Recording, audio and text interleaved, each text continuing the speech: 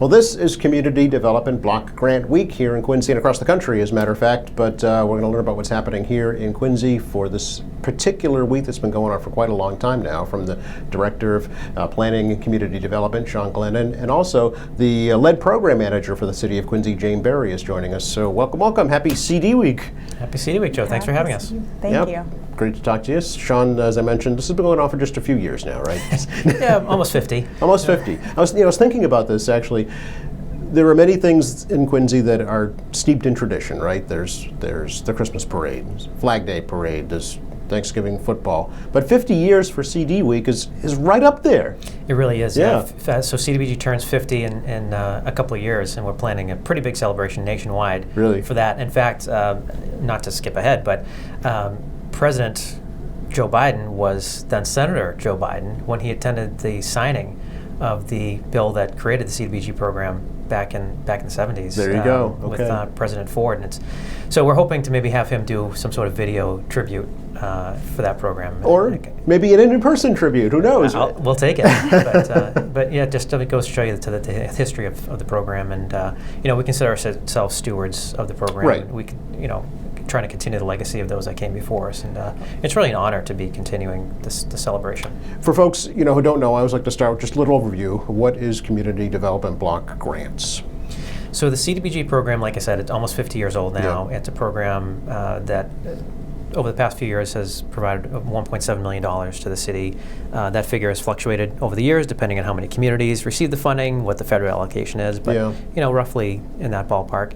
And we use it for a wide variety of programs: community center support, food pantry programs, street and sidewalk repair, economic development, housing rehab, which is something that Jane can speak to, and the list really just goes on and on. It's a very flexible program, and so there's almost no limit to what we can do. The problem is how much money we have every year. So that's really where things get tricky, because the amount of proposals we get always outweigh the funds that you get. So it's very difficult to make that decision every year and who gets what. I bet. But we're certainly happy to have the funding and do the best we can with the money we have. Yep. So it's federal grants, so you don't have to pay them back.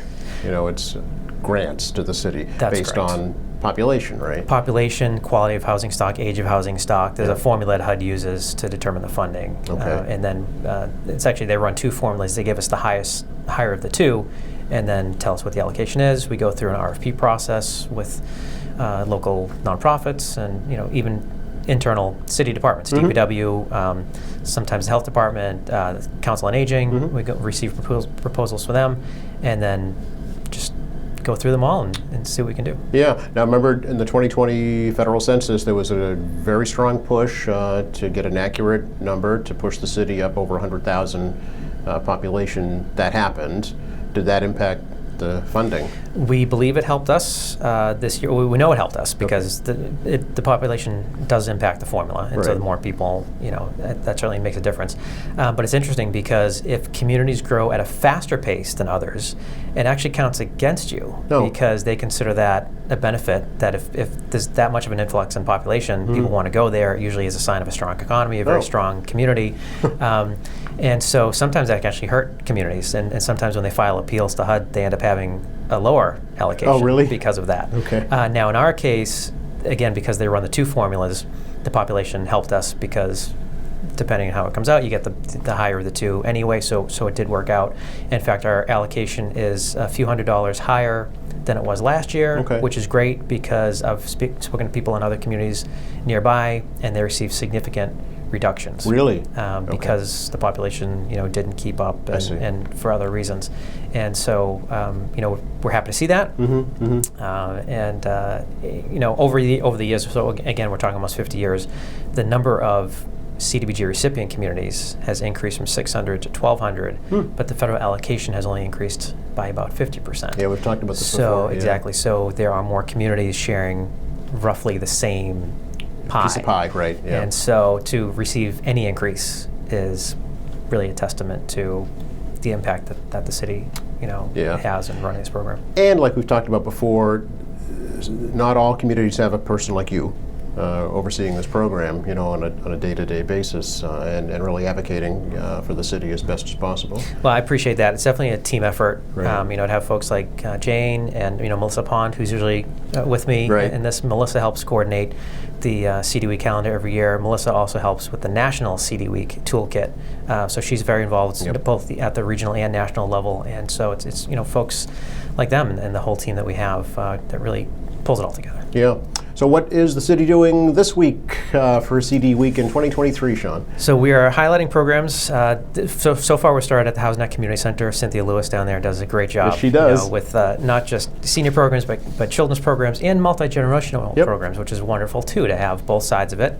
I think the seniors benefit from that, the kids benefit from that. Telling each other stories and experiences, and it's just it's wonderful for the seniors to have some of the energy of the kids, No and question. the kids, getting some of the wisdom of the seniors, and I love those programs. So Yeah. there was a senior luncheon, after-school hat decorating on Monday. Yesterday was at the parent-child play group, and then today at the Walson Senior Center, we have a cultural dance class, a senior lunch back at the HouseNet Community Center, Mhm. and this afternoon, Mayor Koch will be reading a story to the kids at the Quincy After School Child Care Program at Lincoln Hancock Fun. School. So that will be great. Really looking forward to his involvement. Nice, yeah. Yeah, this And these are afternoon. just events to just kind of highlight, what the week means, right? Exactly. They're Yeah. open to the public. They're programs that a lot of these places are running anyway. Yes. But Yeah. these are programs that are funded with CDBG, and again, just highlighting that these are available year long. Right. And Yeah. encouraging people that don't know about them to come and enjoy and, Right. and participate. And they wouldn't happen without these grants. That's right. Yeah. That's right. Friday is really the main event. Yep. We always try to do one event with the mayor and Congressman Lynch if we're able to. So this year, this Friday at 11 a.m., it will be the unveiling of a new radiology suite at the Maynard Community Health Center in North Quincy. Mhm. And when I say new, I mean first ever. They've never had radiology. It's incredible. They've never Yeah. had this type of urgent care, opportunity for folks. And there's both radiology in the terms of being able to scan for broken limbs, Mhm. but there's also going to be a mammography machine as well, Wow. which is really important for Super for their clients, yeah. absolutely Yeah. to be able to offer mammography for Quincy residents and folks in the greater Quincy area is I just can't stress enough how impactful that is, how important it is, and how really privileged we feel to have been able to play a role Yeah. in providing this opportunity for, Yeah. for patients. Early detection is the best form of prevention for breast cancer. So, and the best way to detect it is through a mammogram, right? No doubt Yeah. about it. My mom went through that herself, Yep. and she is a breast cancer survivor. Her diagnosis was in 2003. Sadly, she just passed away this past January, Yep. but that's 20 years. Right. And it's because of early detection that she did not die from breast cancer. She survived it and went on to live, pretty long and, Yeah. and great life. So, because of this center, there'll be more stories like that. Exactly. For sure. That's Yeah. it. How much funding did the center get for that? We put in $500,000 Wow. in CDBG funding, and that paid for the construction, and then the equipment came through. I believe it was Boston Medical Center. They received Okay. some federal grant money for that, Yeah. sort of in matching funds, and then they'll be working with Boston Medical Center to provide the staff support. I think it's already up and running, actually, right? This is just kind of the formal dedication. Not quite yet, Okay. but it's ready to go. Yeah. But they're working out some of the staff Oh, issues okay. and making sure that they're ready to go for the formal ribbon cutting, which will hopefully be happening soon. Okay, and I'm sure they'll be in contact with their patients to let them know. Absolutely. We've got this. Get in here and get it done. Absolutely. Yeah. Right. Good. What time is that? That's 11 o'clock this Friday. Okay. It's not necessarily a public event because Right. we're still in the state of emergency through the Commonwealth. That Oh, won't okay. expire until next month, I'm sorry. Yeah. And because it's a medical facility, Of they're still course. taking the proper precautions. Absolutely. So Yep. we do think we'll probably be outside, but just want to limit sort of any exposure. So we're kind of keeping that to a small, short speaking program, but Okay. certainly we'll have hopefully some coverage for that through our local partners. Of course. And let's get the word out to the community. That it's there, They can right? watch that, That yeah. the service is available, yeah. Right. Okay, anything else? Well, and then also on Friday afternoon, there'll be an Elvis impersonator at the Kennedy Center. Really? Which is kind of the first time we've had something like that to highlight, but different end of the spectrum. But Okay. again, just just highlighting the senior services that are available, Yeah. and kind of a fun way to end the week. And then we will also have an after-school ice cream social, again back at the HouseNet Community Center. That's at 3 o'clock on Friday, and certainly a great way to end the week. No question, especially it's going to be 85 degrees. Exactly, perfect day for that. Excellent. Is CD Week the same week every year, Sean? It typically follows the week after Easter because Congress is not in session, or it's a at-work period. So it offers an opportunity for folks like Congressman Lynch to come and actually see these projects in action, which is so important. And the Congressman has been such an advocate of the program nationally. I had the opportunity this past January to moderate a roundtable discussion down in Washington with congressional staff from Massachusetts. And Congressman Lynch's office was in attendance, and he spoke very highly of the program. Of course, we know it's been a change in leadership in Congress, and so we're not sure what funding will look like for the next couple of years, but we know we certainly do have a very strong partner in Congressman Lynch and appreciate his support. All right. So that's CD Week. What else is going on? Well, I'd love to have Jane talk about our CDBG-funded housing rehab program, and maybe talk about the lead abatement program we offer as well. Yep, Jane Berry, lead program manager, which in itself is relatively new to the city, right, Jane? Relatively new, Yeah. yep. It's been around about 3 years. Okay. We were actually awarded a second grant for the lead program, so it will be around at least 3 more years. Okay. We are offering $20,000 grants, 5-year forgivable loans.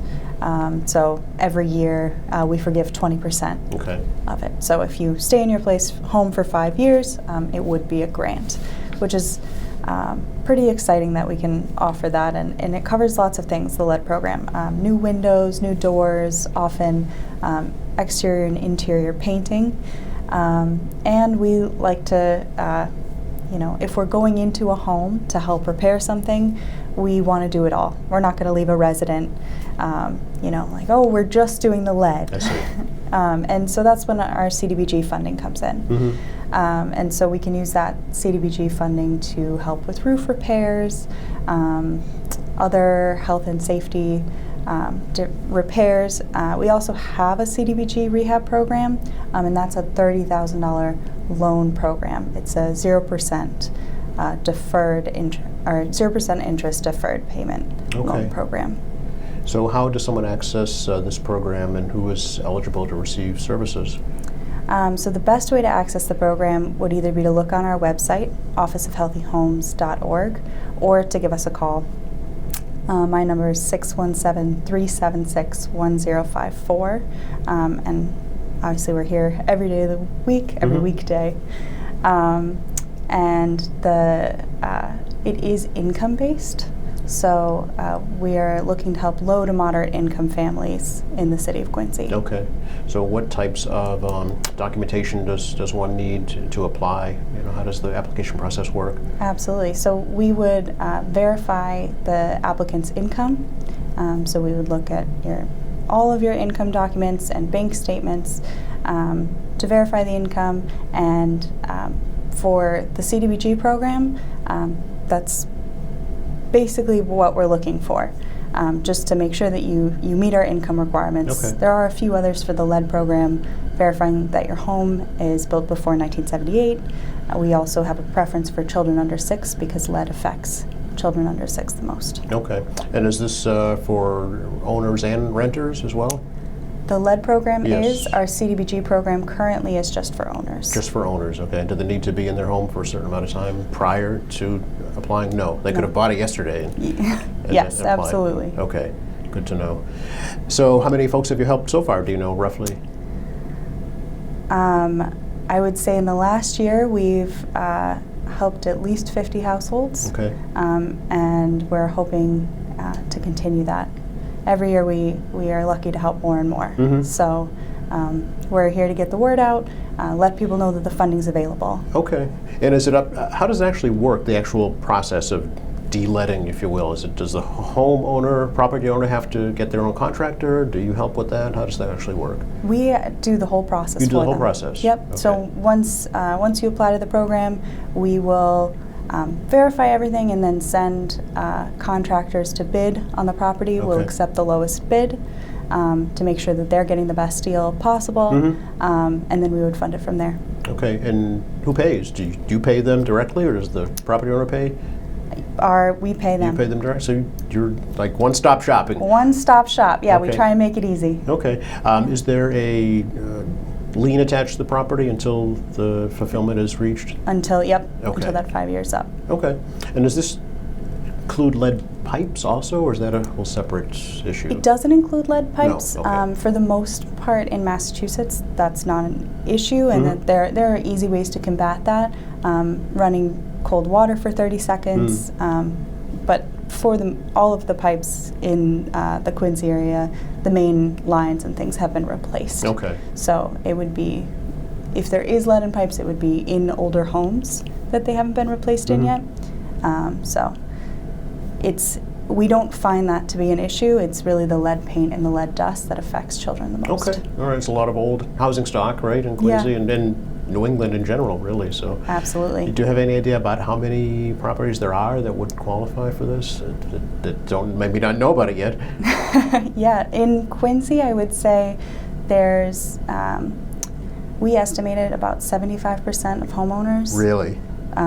Either their property's old and they meet our income limits, and we would be able to assist them. Okay, so there's still a vast opportunity out there for folks to take part. Absolutely. Yeah, and the rehab program I think is really important too. That maybe a lot of folks don't know about either, to take advantage of, to be able to stay in their homes and bring them up to today's codes and today's energy efficiency standards. Absolutely. Yeah, we help a lot with the older adult population Sure. in Quincy Yeah. with that program.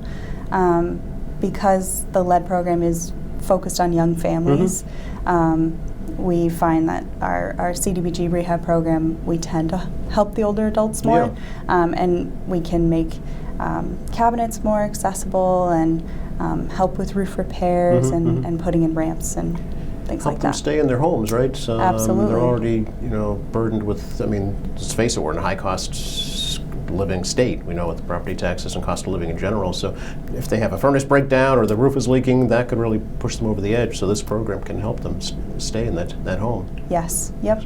Again, the phone number for folks. Yeah. My number is 617-376-1054. Okay.